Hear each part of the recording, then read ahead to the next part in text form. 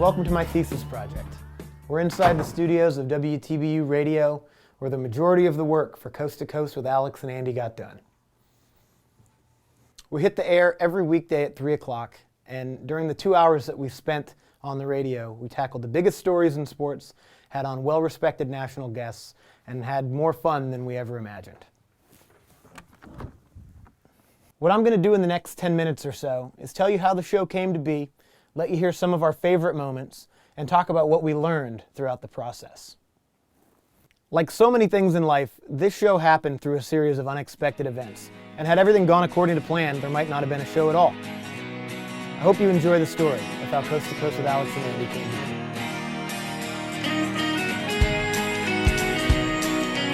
I was all but packed to move to San Francisco for the summer of 2013. I'd secured an internship with CSN Bay Area. I'd found a friend to stay with for the summer. I'd even found a part-time weekend job as a barback to make some money. My plan was to spend June, July, and August in San Fran, editing highlights and making connections with the eventual goal of moving back to the West Coast upon my graduation from BU.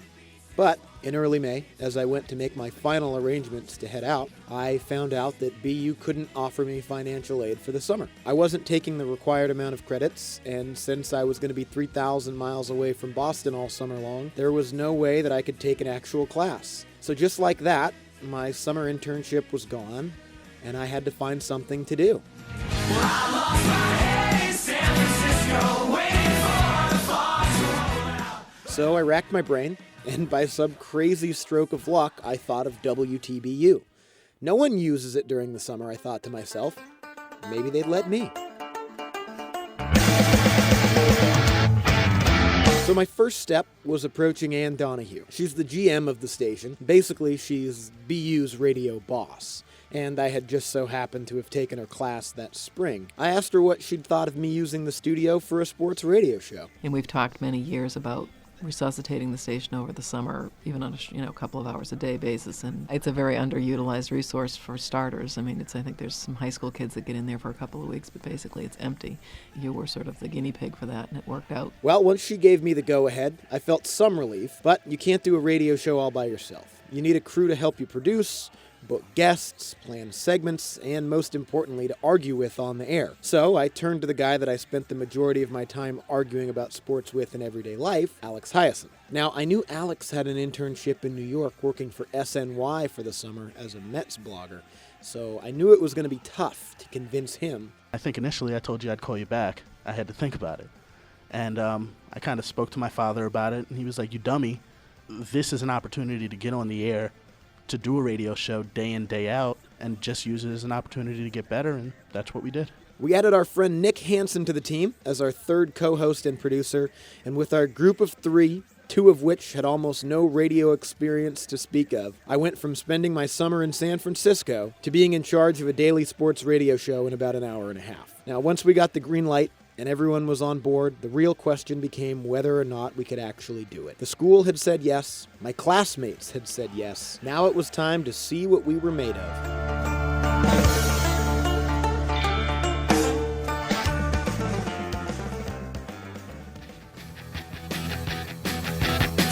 Welcome into Coast to Coast, WTBUradio.org, 640 AM, 89.3 FM. There's an iPhone app. There's all kinds of different ways for you to be consuming our radio program. And however you are, thank you so much for doing so. My name's Andy Bunker, alongside Alex Hyacinth. Nick Hansen is back. Good to be here. Welcome back to the studio, Mr. Hansen. We hit the air every day at 3 p.m., Monday through Friday, and we did sports radio. I don't think you tell anybody to take it easier when they're on the field except quarterbacks. What's the difference between a quarterback and an outfielder? I mean, the overall impact that a starting quarterback has on their team is greater than probably any other position in any other sport. Yeah, but if you're Bryce Harper and you're the future of that franchise, why is his safety any less important than RG3's safety as the quarterback? You can replace a right fielder easier than you can replace a starting quarterback. We're talking about maybe a once-in-a-generation player here. So you're telling him not to catch the fly ball or not to slide to break the double play. Understandable, but you're telling him not to effort after the ball. You're telling him to loaf, to take plays off. I'm not telling him to loaf. I'm telling him if he can get to it safely and not crash into the wall and land himself on the DL for 2 months, then do that. If you can catch it, if you can play tone it- good outfield. If you can tone it down in such a way where it prolongs his career, fine. That's what I'm saying. Entertaining sports radio, in my opinion, is comprised of three major components: newsworthy topics, compelling talk segments, and entertaining guests. I knew that between Nick, Alex, and myself that the segments and the topics would be taken care of. What I was worried about was our ability to book guests. It turned out I didn't have anything to worry about. We're also going to get some dating advice because God knows we could all use it. Joining us now by way of CougarLife.com, Miss Cougar Life, Marlo Jordan. Marlo, thank you so much for joining us on the show today. Welcome to the show, Major League Baseball's official historian, John Thorne. And let me just start by thanking you, John, and saying what a pleasure it is to have you on the show. So I thought to myself, well, why don't I see if I can get in touch with Bo Hart? And I did. So who is Bo Hart? Well, I'm Bo. Andy.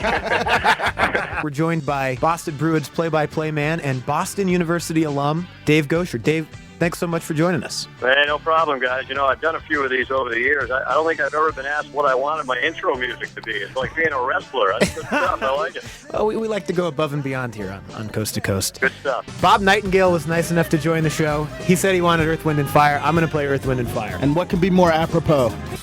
The Professor, the Hall of Famer, my former employer, John Clayton of ESPN. John, thanks so much for taking the time today. How are you? Hey, thanks for playing the Gap Band for me. I'm appreciative. That's great. I don't forget. Don Denkinger, former Major League Baseball umpire. By Mike Neighbors, Emmy Award-winning television host for Cox Sports TV down in New Orleans. We're joined by Grant Wall, Sports Illustrated soccer writer, my favorite soccer writer. Darius Wade, quarterback recruit out of Middletown, Delaware. Darius, how you doing today?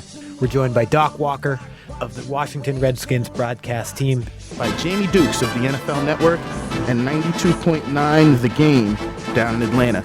But the interview that we've been looking forward to all summer long, the interview that we've been sharpening our teeth for to make sure that we didn't screw it up, some of the best advice that we got all throughout year one at graduate school was don't screw it up.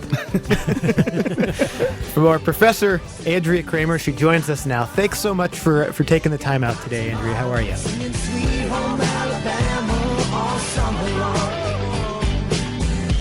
Out of all the interviews that we did, one stands out as my favorite.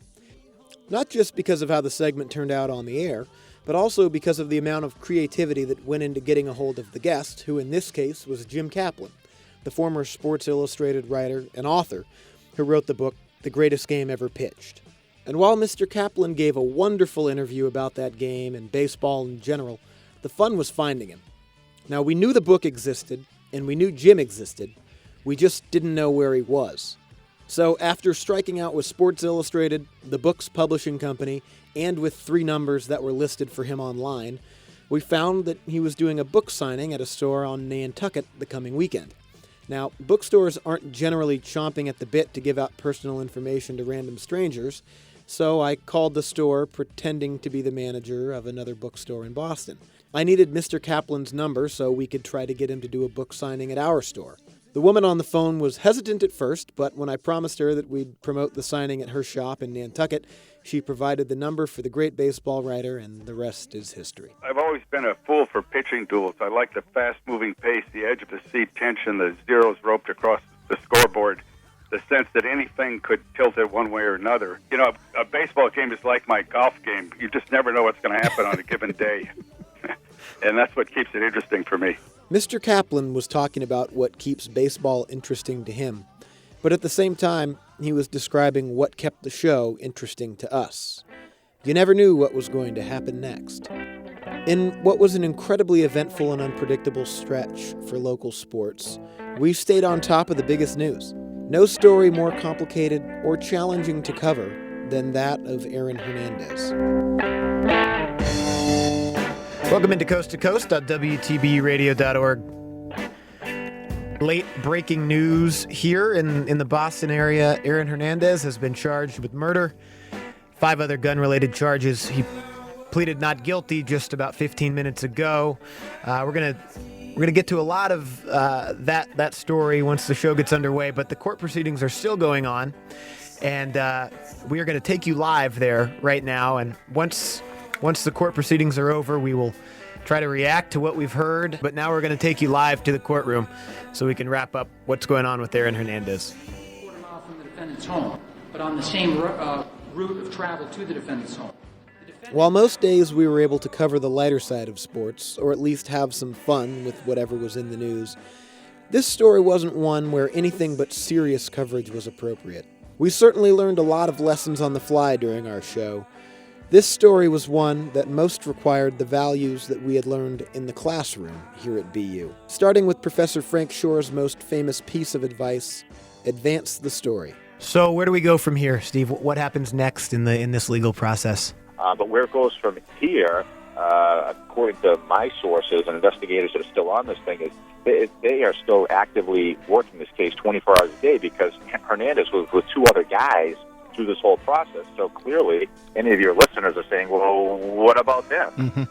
But now, obviously, New England and the nation and the world is now seeing the fall of a NFL star.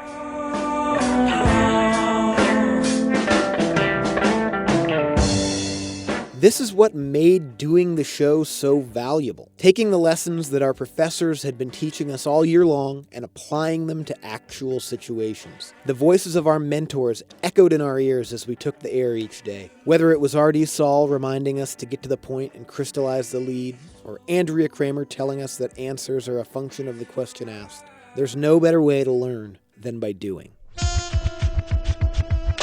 You are about to experience the most important 2 hours of your life. What you hear may change you forever. Then again, maybe it won't. This is Coast to Coast with Alex and Andy. Top down, chrome spinning. Maybe it wasn't the most important 2 hours of any of our listeners' lives, but it was without a doubt the most important, fun, and rewarding 2 hours of our lives each day.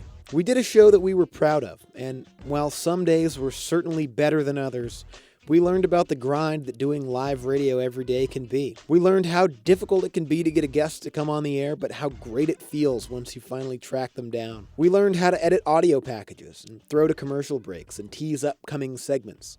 But more than anything, we answered the question that we all had when we started. We learned that we could do it. And we did it well. Whether there was one or there was 1 million, we had a good time. So we'll talk to you next week. Have a great weekend. For Alex Hyacinth, for Nick Hansen, I'm Andy Bunker. This is Coast to Coast on WTBU, WTBUradio.org. Bless my